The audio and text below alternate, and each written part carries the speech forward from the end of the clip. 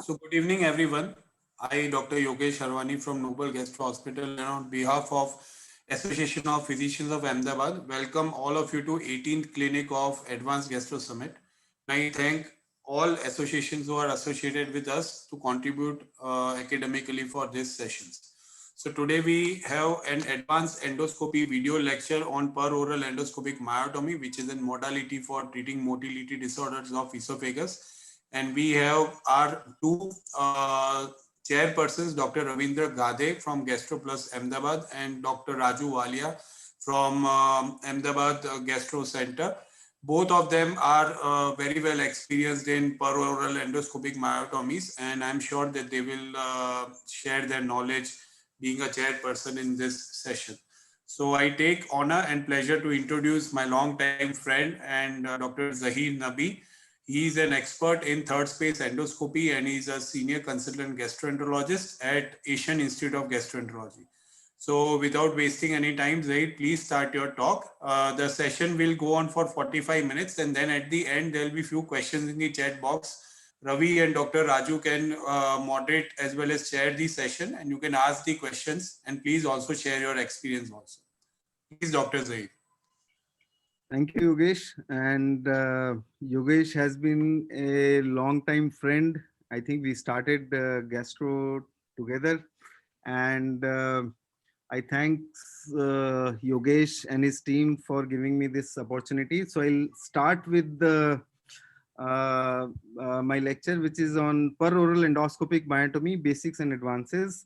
And for the sake of my physician friends who have joined or may be joining, I'll start with the definition of achalasia, and the essence of this definition lies in these two highlighted words. That is, it's a motor disorder of unknown etiology, means we don't know the exact etiology of achalasia, and it's characterized by degeneration of the mesenteric plexus, means there is something that we cannot exactly tackle with the currently available treatment modalities. So whatever is the etiology, this results in impaired relaxation of EJG junction, that is esophagogastric junction, along with loss of organized peristalsis. Means whatever is the etiology, the end result is that the GE junction does not relax and the peristalsis does not happen in the orderly fashion. So the first thing, that achalasia cardia cannot be cured, and the reason being, as I just mentioned, is the complex pathophysiology which is not completely understood, and second is a loss of ganglions. So there have been work going on in animal labs that there may be a possibility in future that we are able to regenerate the ganglion cells and bring back the esophageal motility back to normal. But as of now, there is currently no available therapy, including POEM, which can revert back the loss of ganglions and regenerate ganglions. So what we do basically is to relieve the spasm or to release the high pressure zone at lower esophageal sphincter. So which means that we don't cure these patients, we just alleviate their symptoms by reducing the outlet obstruction at G junction. So the available diagnostic and treatment modalities, diagnosis is based on three main modalities, that is endoscopy, time barium swallow, and high resolution manometry. And it's mandatory that all of these three tests are carried out so that in future the patients can be followed based on the initial results, pre-treatment results based on these three diagnostic modalities. And the mainstay of treatment is pneumatic dilatation, Heller's myotomy, and the most recent addition is peroral endoscopic myotomy. So before I proceed to the technique and the new advances in POEM procedure, I like to state that the way that we have to do pneumatic balloon dilatation is not only graded dilatation, but also allowing redilatation in case the symptoms reappear. So this was the landmark trial published in 2011, the European achalasia trial, and you can see the protocol of dilatation that this multi-center European trial used, and you can see 30, 35, and 40 balloon. And in case there was a recurrence of symptoms, they did redilatation with 35 and 40 of balloon.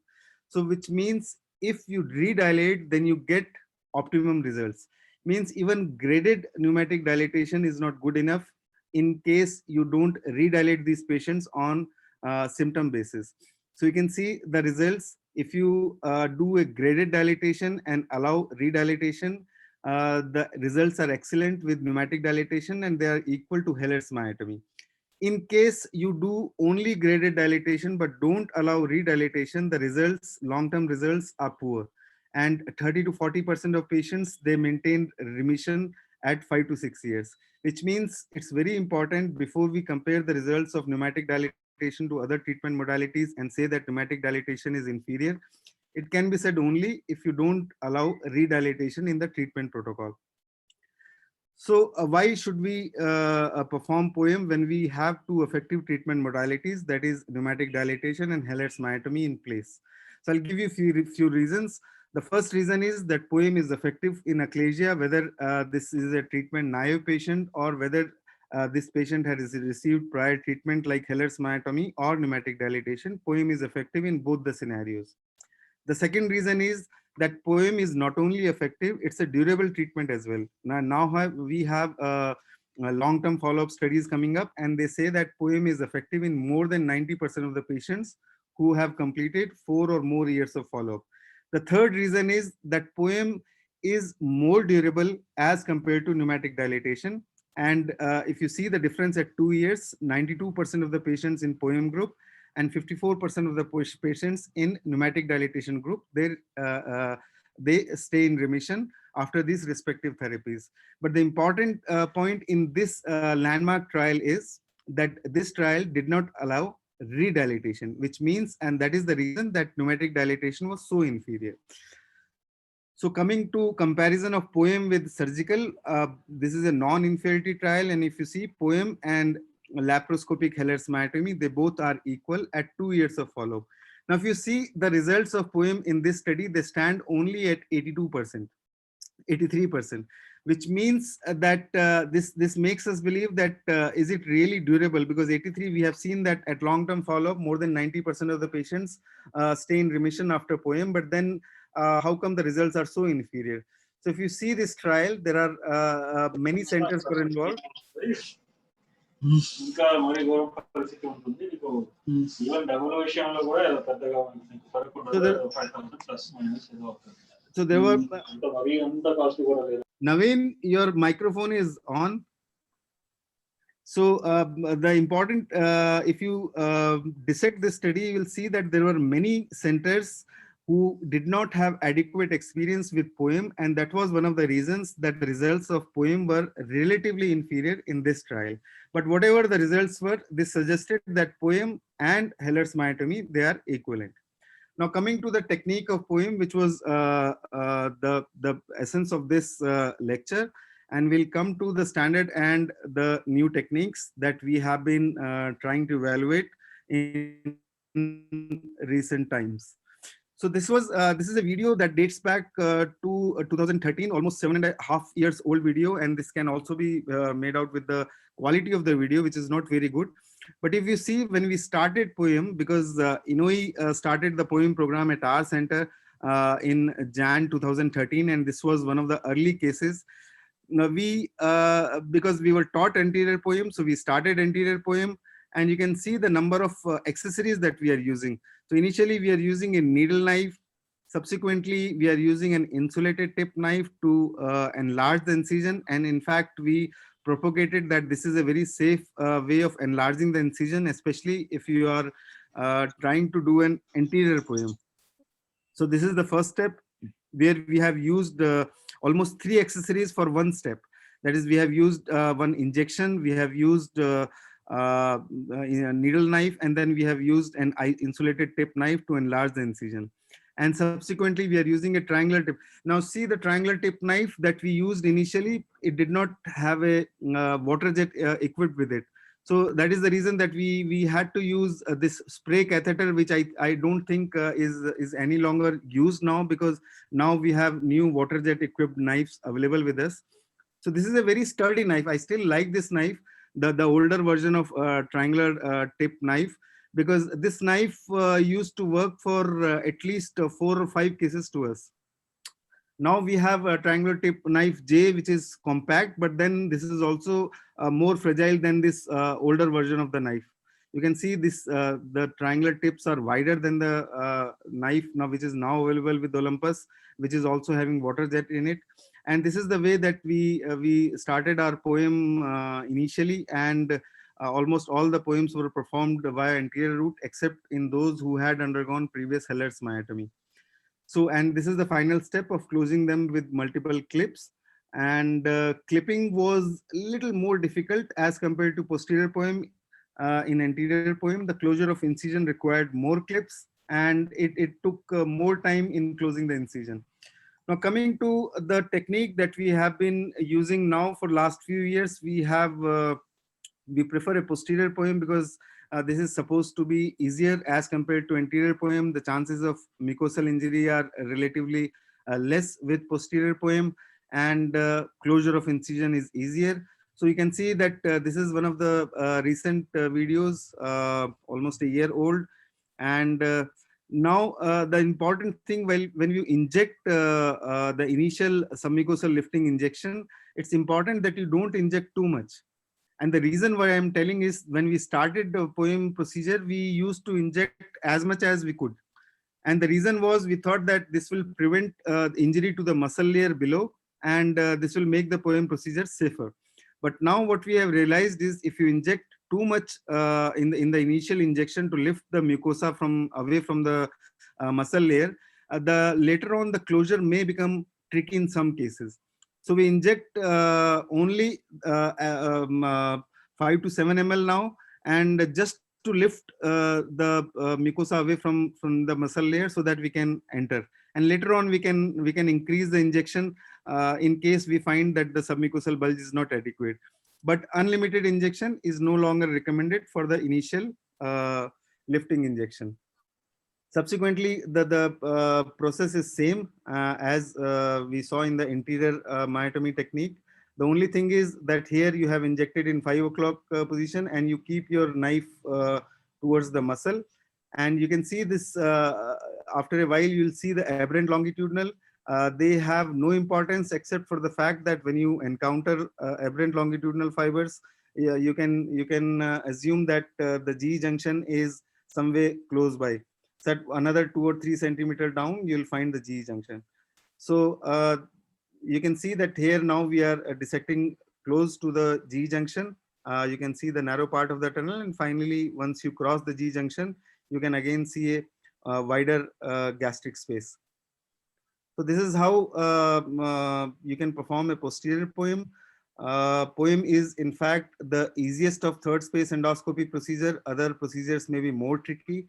But now what you need to see is these penetrating vessel, because these penetrating vessel, previously they were thought of no importance, but now they have been found to be of some significance. The one significance that has been proven in one of the studies is that these penetrating vessel mark the junction boundary between this clasp fibers and the sling fibers. So you can see that towards the left of these penetrating vessel, you can see the sling fibers. So this is important. If you preserve this penetrating vessel, then you can go towards the right and preserve the sling fibers. We'll come on to that point later on in another video. And now this is the myotomy that we are performing.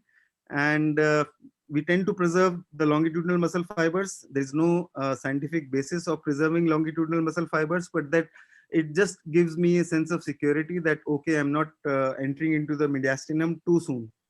Because this part of the myotomy, when I'm doing, especially in type 1 and 2 achalasia, is not very useful. The myotomy, which is the most crucial myotomy, is at the distal end of esophagus. So here you can see that either you can preserve the sling fibers or you can cut the sling fibers, depending on what is your main intention. So here we preserved a bit of sling fibers. You can see the sling fibers preserved and the completion of myotomy. The last step is closure of mucosal incision. This is a very long myotomy because this was a case with type 3 achalasia. And this way you can roughly predict that, okay, you have crossed the G junction and your myotomy is complete or not. and final step is closure of the incision. So coming to the length of myotomy, which we saw that this was a long myotomy, then the myotomy can be short in type 1 and 2 achalasia. We also conducted a randomized trial, and we found that there is no point in doing long myotomies in type 1 and 2 achalasia. Here there is a catch here. In some patients with type 2 achalasia, there is very high intrabolus pressure. So my suggestion is that in these cases, do a standard myotomy rather than a short myotomy, because some of these patients, they have characteristics of type 3 achalasia. And this is also something which has been mentioned in Chicago 4 classification, which has been recently released over last couple of months. But in some cases like type 3 achalasia and jackhammer esophagus, which has been renamed as hypercontractile esophagus in the recent classification, they require long myotomy. So how to choose the length of myotomy in spastic motility disorders? So what you do is you have to do a esophageal manometry, that's mandatory, and based on the distance of the length of this spastic segment, you can always calculate this. Like you can see that this is a 14 centimeter as we calculated on esophageal manometry, and depending on that length, you can come above the G junction, subtract that distance, and start your mucosal injection above that point. And spastic achalasia, of course, you have to remember that the distal attachment has to be secure, because in a spastic tunnel, it can get stuck within the tunnel. So this is how you do myotomy in spastic achalasia motility disorder, where the length of esophageal myotomy is more crucial as compared to G junction myotomy. Now, another fact, whether you should cut LES or you should spare LES in cases where it's not essential to do a LES myotomy. So my take on this is that you do a short LES myotomy. The main reason is when you do a long myotomy, your esophagus becomes aperistaltic. So aperistaltic, for a aperistaltic esophagus, it may be very difficult to push a food bolus across an intact LES. So my take is preserve sling fibers, do a short 1.5 to 2 centimeter myotomy across the G junction. So this way you will reduce the incidence of reflux, and second, the risk of dysphagia will be reduced in case which may happen in case you don't cut LES in these cases.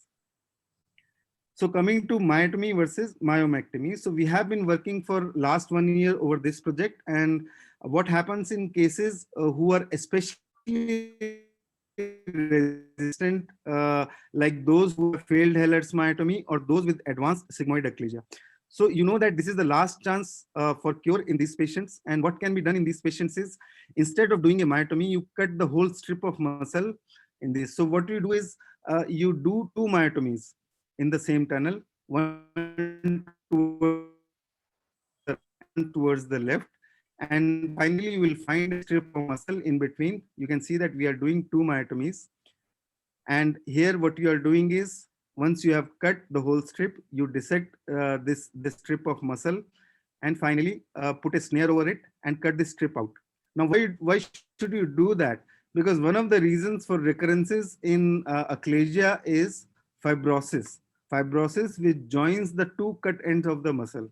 So if the cut end of the muscles are widely separated, it's unlikely that the fibrosis will join both the edges. So this way you can prevent relapses. So should you do this in all the patients? No, this should be reserved for patients who are especially resistant to the treatment, like those who have failed Heller's myotomy and those with advanced sigmoid achalasia.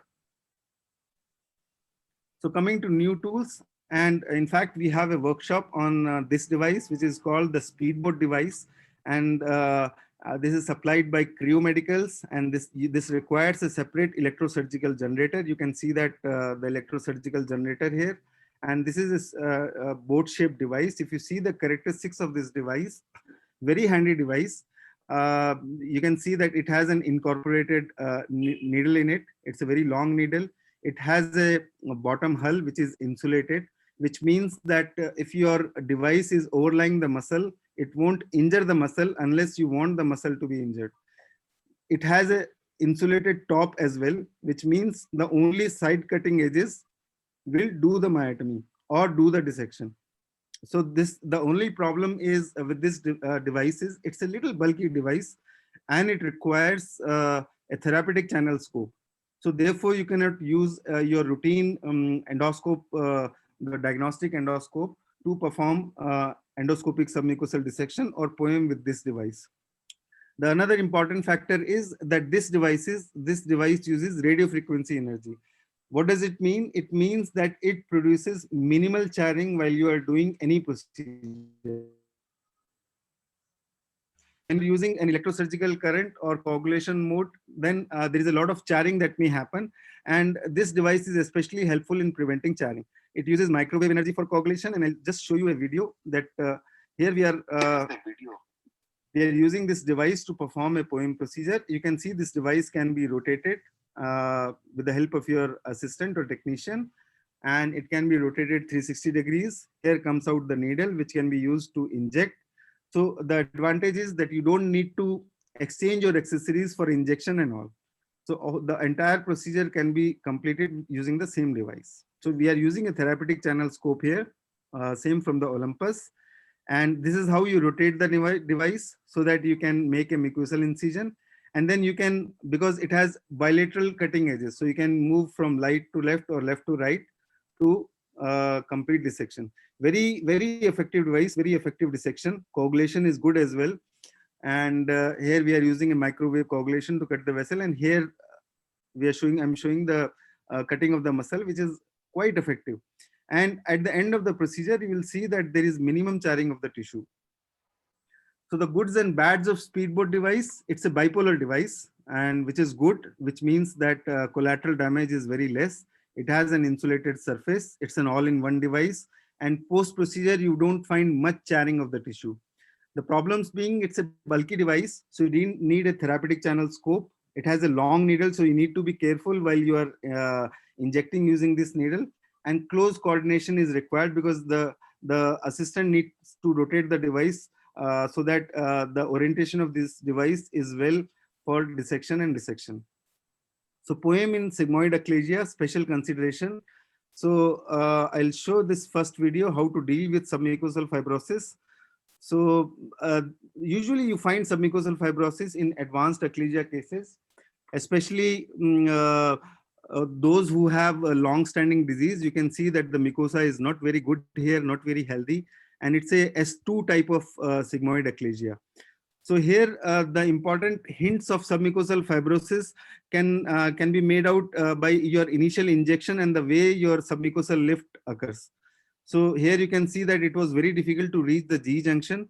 Here is the G junction, and then you finally come up, and then you see the differential lift of the mucosal bulge. You can see that downstairs the lift was very less, which does suggest that probably there is some submucosal fibrosis down there. And the mucosa is very thick in these cases. So it's very important. Then you can see that once we have made an incision, this is the lamina propria. We haven't still reached, so we have to dissect further. You shouldn't worry because lamina propria is very vascular, and often it bleeds. There's a diffuse bleeding when you encounter lamina propria during a dissection. So again, this is lamina propria, and still this is not the right plane. So you have to find the right plane and see how much is the submucosal fibrosis. So here you need to be slow, and if required, you can use cut mode instead of spray coagulation mode, which can help you with precise dissection. So two things to be remembered. One is the mucosa can be really thick, and sometimes you can enter superficial planes. So in that case, be slow, calm, and you should be able to identify the lamina propria because of its vascularity, and finally you should be able to go in.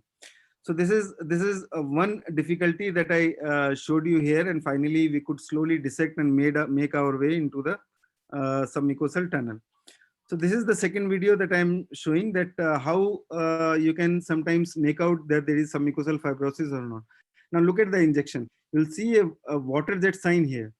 As we inject, there is a jet of water which is coming out, and there is minimum submucosa, and all the water into esophageal.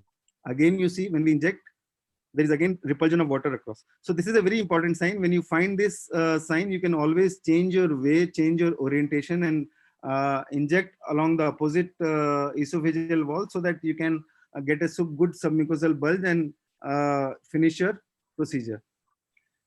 Another important point in advanced sigmoid achalasia is there is a chance that you may lose your way into the tunnel.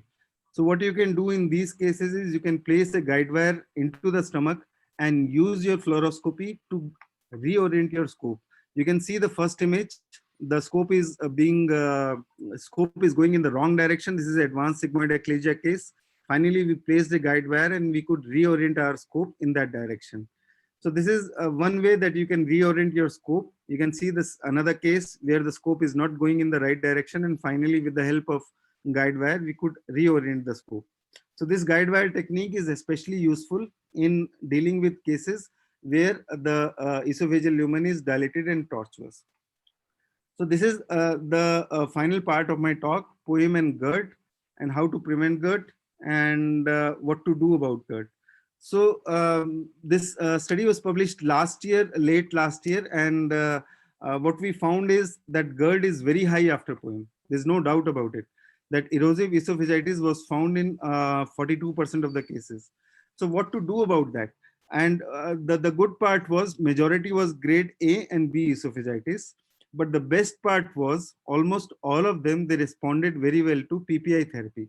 Now, if you compare POEM to Heller's myotomy, what happens in POEM is as the time passes by, incidence of the problem of GERD reduces. And why that happens? That happens because there is a remodeling of lower esophageal sphincter.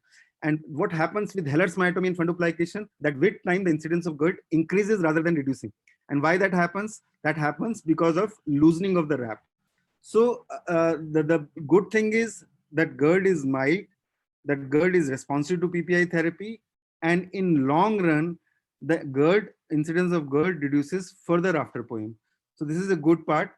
We still need to objectively document these things. We are currently doing a study where we are seeing that how these patients behave in long term, because we haven't seen any patients who have come to us with strictures or any other major complications. So how to prevent GERD after POEM?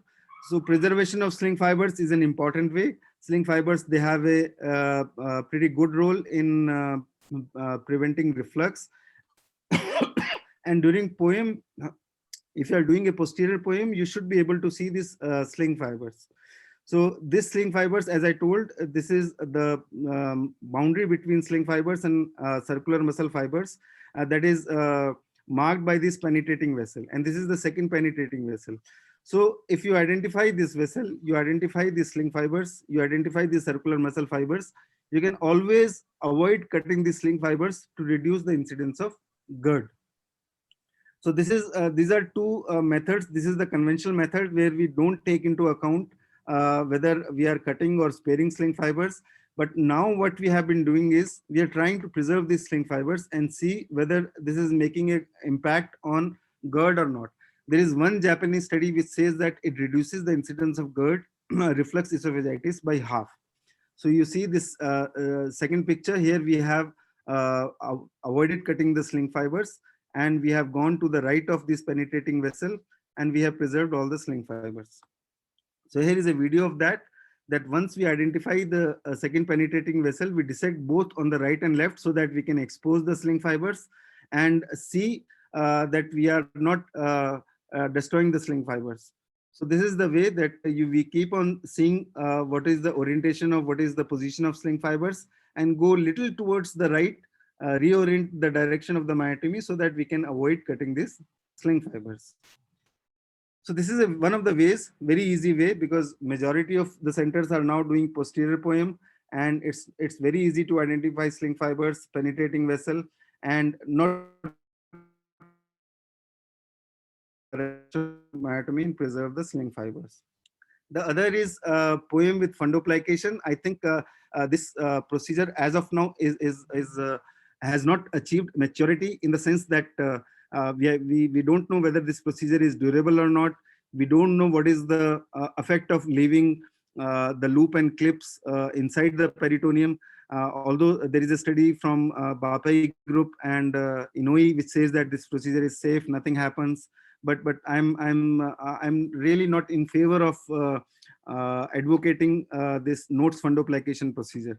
And the major problem being that to me it looks that this way of creating fundoplication is not going to be durable. Whatever the results have been projected in studies, I still have doubts on this modality of therapy. So basically what we do is you use a loop and clips and create a fundoplication wrap. This is more sort of a fancy procedure rather than a procedure which is going to help preventing reflux in these patients. I'll just rush through this video and just show you the technique that we apply several clips on the stomach side, we apply several clips on the end of the myotomy, and finally tighten up the loop. And it gives an impressive appearance of the wrap that is being created. This is the redundant end of loop that we are cutting here, and finally you can see the wrap here. So looks good, but to me looks more cosmetic than of something real benefit. So this is my final slide, POEM in 2020 and beyond. And what I'll say that these are some of the modifications that we have incorporated, and this is the way that we are doing POEM at our center. Some of these have been well proven, some of them are still under trial. So in type 1 and 2 achalasia, a short myotomy is good enough. And a clause I mentioned that those with very high intrabolus pressure, you should still go with a standard long myotomy. In type 3 achalasia, of course, short myotomy has no role. In sigmoid achalasia, definitely type short myotomy is the way to go. Again, jackhammer and distal esophageal spasm, long myotomies are required.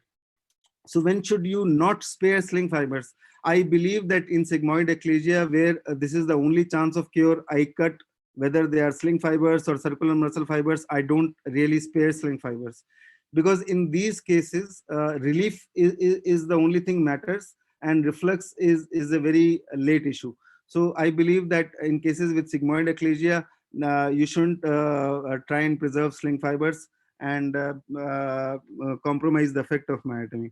So myomectomy is an option in cases with failed Heller's myotomy, in those with advanced sigmoid achalasia. And what should be the length of gastric myotomy? In my opinion, 2 to 4 centimeter in majority of the cases with achalasia, but in those with a jackhammer and a distal esophageal spasm, it should be short. It should be less than 2 centimeter if possible. Thank you.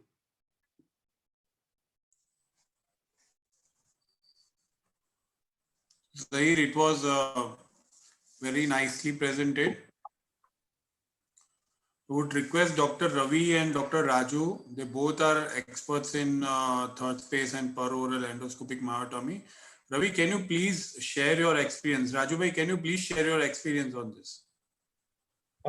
Thank you, Dr. Zahir, for a very nice presentation. I think you have covered everything about POEM, and you have nicely demonstrated several procedures. I think Zahir has the extensive experience of doing POEM at not only at India level but at world level. So Zahir, I want to ask one thing. Suppose if I am a patient, or if you are a patient in you have achalasia, will you choose POEM, or you will go for a Heller's myotomy, laparoscopic? What will be your choice? So my choice will be, because the way I have seen POEM behaving in all these years, I'll go ahead with the POEM. And what I believe is there is some evidence that POEM is more effective than Heller's myotomy, and I have a reason to believe it. If you see that the trial that was published in NEGM, I believe POEM would have been more effective had they chosen experienced operators. So the efficacy of POEM would have crossed 90%, which is what the majority of the studies they do show. In that study, the efficacy of POEM was 83%. I don't believe that POEM is so less effective. And in fact, even in your experience, I don't think that 20% of the patients, they come back with failures even in your experience. So I don't believe the results of that study, because one of the reasons was they chose inexperienced operators. Another evidence is the systematic review, which was recently published. We say that at least in short term, the dysphagia control is much better with POEM. GERD is not an issue with POEM. I don't believe that GERD is a major issue with POEM. And with time, I think there is a study which will be coming up in GI. It's from a very prominent group from US. And what that group suggested is that GERD after POEM, the problem reduces with time. So it's opposite as compared to Heller's. Heller's, the problem of GERD increases with time. And if you see after 10 years, GERD may be as high as 40% in those who have undergone lap Heller's myotomy with fundoplication, which is very high. And in fact, equivalent to what we see with POEM. So this is the reason that I believe that I choose POEM, whatever the patient is. Very nicely answered. Second question that I had, and the thing is that the risk of mortality or serious adverse event that happens with POEM, what are those serious adverse event which can happen lead to mortality, and what is your experience in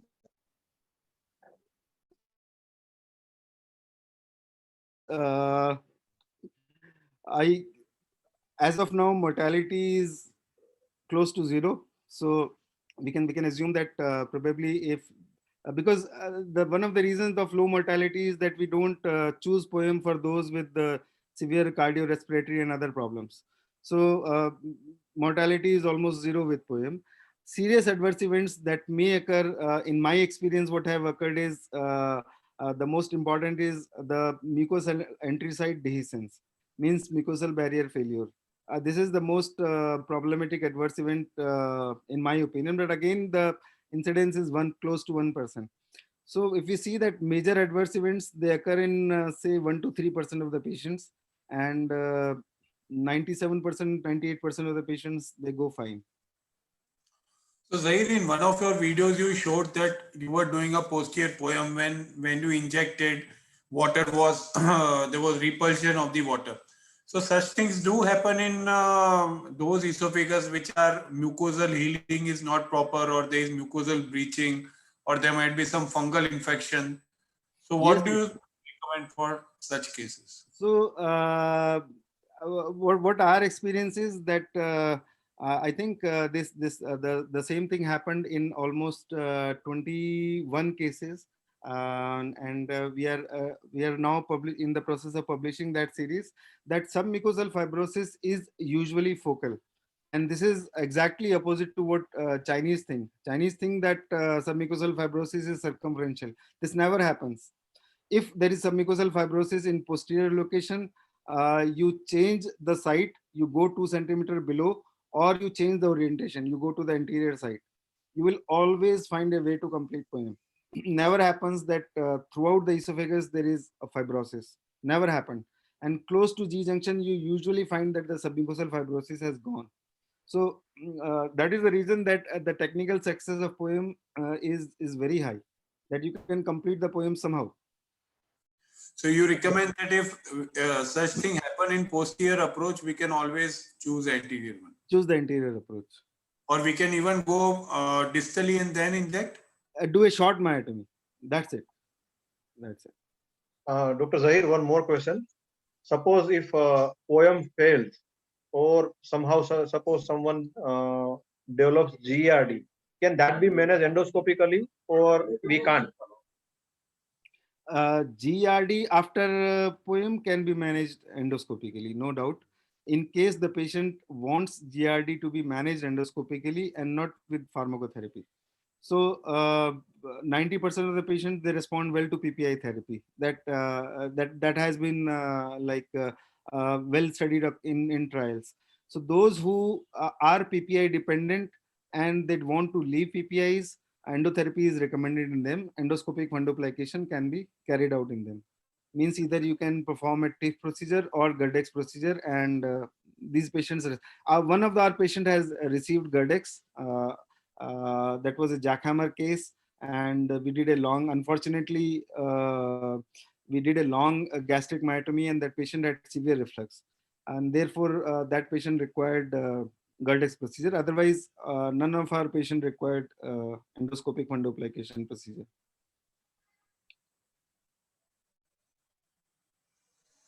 So, Dr. Raju Walia, do you have any questions? Yeah. Yes, Dr. Jay.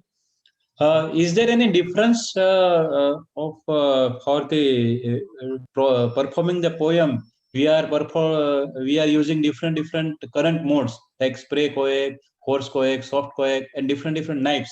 Someone uses TTJ. Someone you have also said that speed boot is also coming in. Some using the Irby knife. Is there any difference between this using currents or with different knife? Or which knife will be better as per your experience?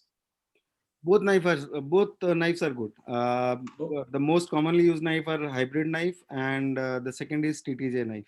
I've used hybrid knife, but since we are the brand ambassadors of Olympus, we usually use Olympus knives. But hybrid knife is also a very good knife. There's no difference among them. To me, spray coagulation appears to be the best mode. The reason being because you make a conventional 7-8 centimeter long tunnel, and that part of the procedure I feel is a time consuming procedure, which is not beneficial also. And that is the reason that we have started doing short myotomies now. That why to do make such a long tunnel when that tunnel is actually not going to give any relief to the patient. So spray speeds up the procedure. You can use forced coag, you can use swift coag, but spray speeds up the procedure. But again, you have to remember that spray is the most dangerous mode as well. The peak volt of spray coag mode is the max of all the coagulation modes. If you compare all the three modes, the peak voltage of spray coag is the maximum. So the more is the voltage, the more is the chance of thermal injury. So if you are cautious enough, spray is the best and the most speedy mode of doing poem. So, Zaid, do you recommend only coagulation in submucosal while submucosal tunneling, or you prefer cut mode as well as coagulation? Cut mode can be used. In fact, if you want the procedure to look, you are in a workshop, you are demonstrating a procedure, and at the end, you don't want the audience to see much charring, you can start with coag mode when you are doing myotomy, and then you can proceed to cut mode. Because in the initial part, you may encounter some vessels, so you start a couple of taps with spray, and then again come to cut mode. So that produces minimal channing and the procedure looks cosmetically better. So, Raju bhai, there are some questions in the chat box. I think you should ask one by one. Yeah.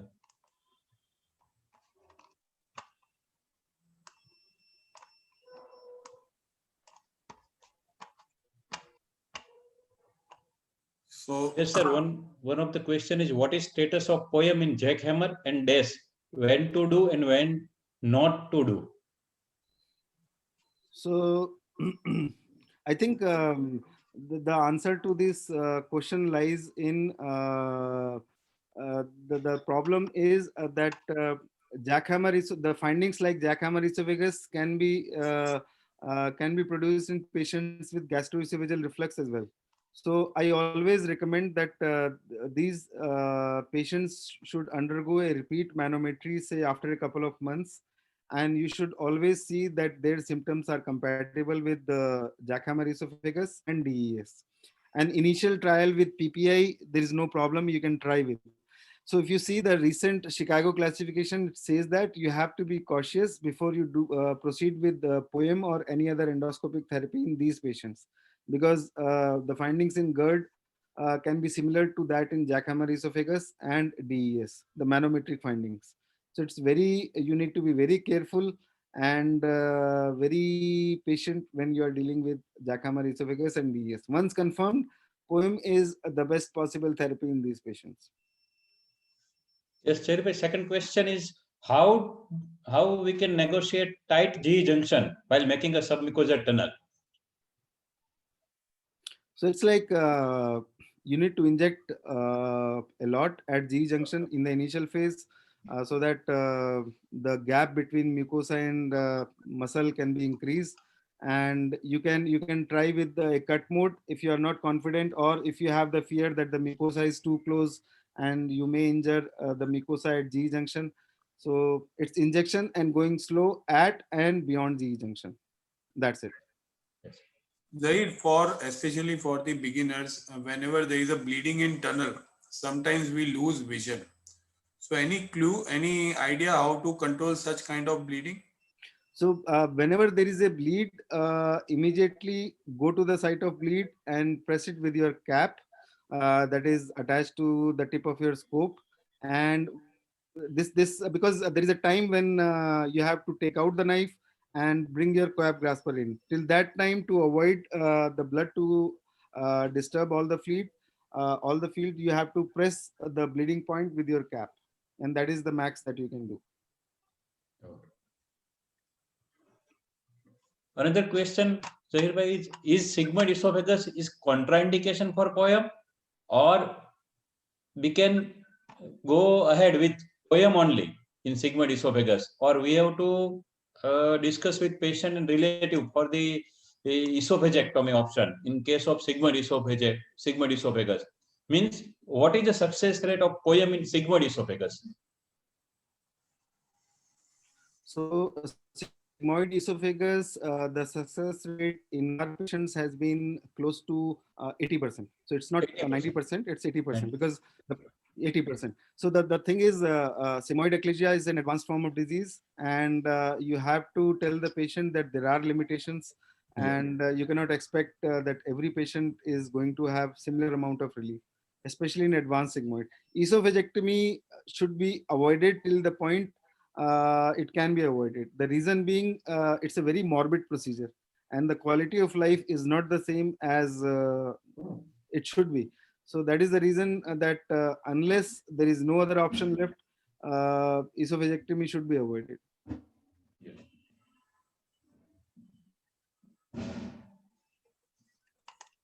So there is one last question: how to negotiate tight GE junction while making submucosal tunneling? So I think I just answered this question. Again, the key is to inject more, to go slow, and to play between endocut and spray coag, because sometimes the mucosa is very close. So the problem with spray coag is that it sprays, it does not realize whether it's mucosa or muscle, it just sprays. So, and it sprays from a distance. So even if you are at a distance from mucosa, you may injure the mucosa. So you should be able to use cut mode, inject more, and gradually proceed. Yeah, Jahir bhai, is there any role of doing in case of very tight GE junction, we can do myotomy first and then go ahead with dissection, or is it not advisable? So I did that in initial few cases, and the problem what occurred was that the plane of least resistance changes towards the mediastinum or the peritoneum. Okay. So what happens is sometimes it becomes more and more difficult to proceed further, because you cut the muscle and your scope tends to go across the muscle in towards the serosal side only. So yeah, you have to be very cautious if you are doing this approach. And I think this approach should be used once you are well aware of how to tackle with this problem. And once you have performed, say, 50-100 cases, then only you should do a myotomy first approach. Yeah. Any difference in steps for anterior and posterior POEM? Anterior POEM, I think, Yogesh, it's the steps are more or less the same. The only thing is that we initially advocated the use of insulated tip knife while enlarging the incision. But as of now, we think that it may not be required because it means that you need to have 3 knives just to complete the procedure. I feel with the same knife, you can now enlarge the incision, and rest of the procedure is more or less the same. The only thing is the angulation is so much that there is a more chance of mucosal injury, especially in the beginning part of the career. So posterior myotomy, I think majority of the gastros now prefer posterior because easy and chances of mucosal injuries are also less. So there was some red light technology, some video. RDI technique. Yeah. Which we can identify the vessels and before taking the submucosa, before cutting the mucosa. So there is similar question not for the vessel but for the fibrosis by Dr. Chintan Kansagra, that how to know if fibrosis is there before going on. So there is some evidence that the mucosal texture may guide regarding the submucosal fibrosis.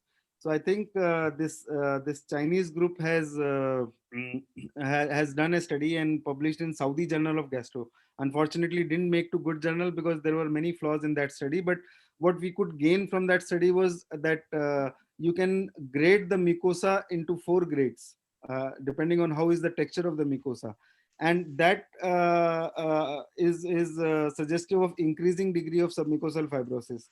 So grade 4, it's almost always fibrosis, and grade 1, it's like okay, there is some submucosal fibrosis, but probably you will be able to deal with it. Another way is to do serial injections. So what you can do is suppose you have chosen a starting point 7 to 8 centimeter above, you can just try and lift up the mucosa, and does not lift up well, means it's a gone case. There's a lot of submucosal fibrosis. So serially you can inject from the initial point and at 3 centimeter interval till the lower point. Ravi?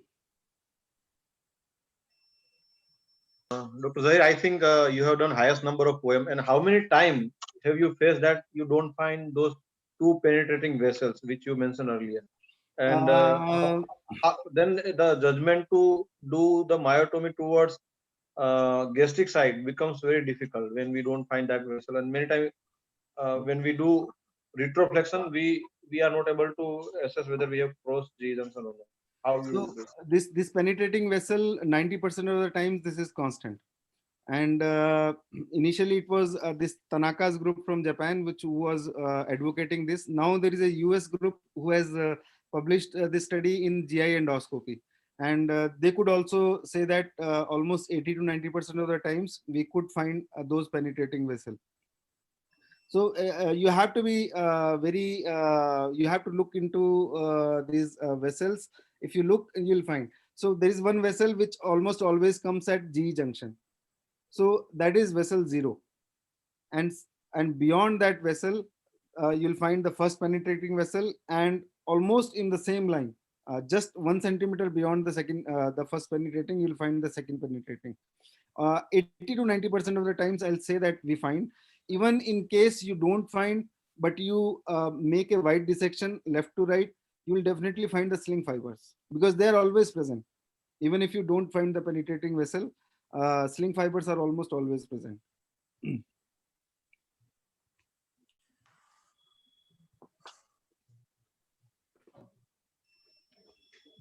think, Ravi, there are no further questions.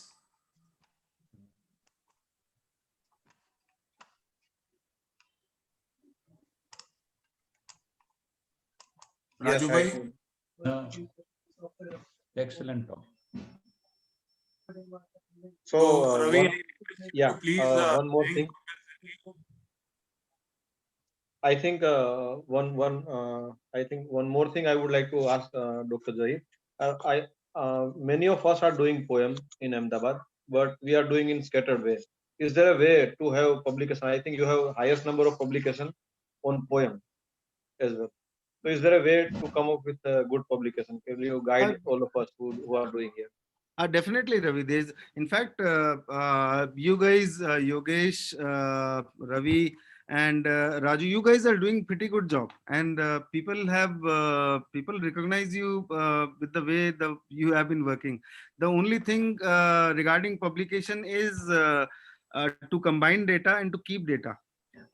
What problem occurs is that there are many things like, say, 24-hour pH impedance study, that people don't agree to all these studies.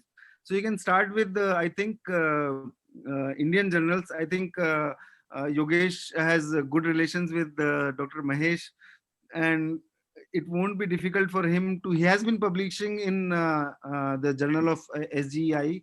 So I think you can start with this Journal of Digestive Endoscopy and then proceed further. So only two things that matter for publication. One is numbers. If you don't have numbers, then something new. So if you are doing something new, I think that will be published. Or if you are doing the same thing but you have the largest numbers, that will be published. But to begin with, I think you all can combine your data and show the outcomes and publish the results to start with in Indian journals, and then you can proceed with the other journals as well. So Ravi, I request you to please thank our speaker, Dr. Zahir. Thank you, Dr. Zahir, for a very informative lecture, and we are privileged to have you to listen. It was a pleasure for all of us to listen from one of the most experienced person on poem. I would also like to congratulate Yogesh for organizing this conference so nicely. There are many attendees and a lot of discussion in this meeting. Thank you very much. And on behalf of Ahmedabad Physician Association, I thank all faculties and Zahir. So Zahir, as told by you, will meet soon, maybe in month of February. Okay, Yogesh. Thank you for inviting me. Thank you. Bye. Bye. Good night. Good night. Good night. Thank you.